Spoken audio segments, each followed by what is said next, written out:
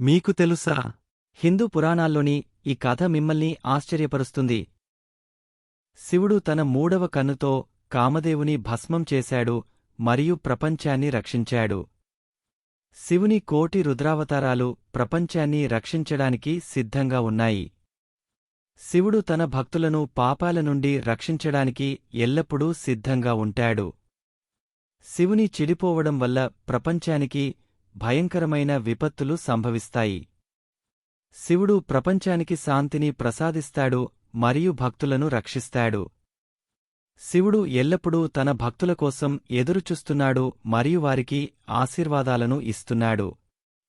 శివుని కోటి రుద్రావతారాలు ప్రపంచాన్ని రక్షించడానికి ఒక గొప్ప శక్తిని కలిగి ఉంటాయి. శివుడు తన భక్తులకు మోక్షాన్ని ప్రసాదిస్తాడు మరియు వారిని పాపాల నుండి రక్షిస్తాడు. శివుని కోటి రుద్రావతారాలను స్మరించుకోండి. ఇలాంటి తెలుగు పురాణ కథల కోసం సబ్స్క్రైబ్ చేయండి, బెల్ ఐకాన్ నొక్కండి.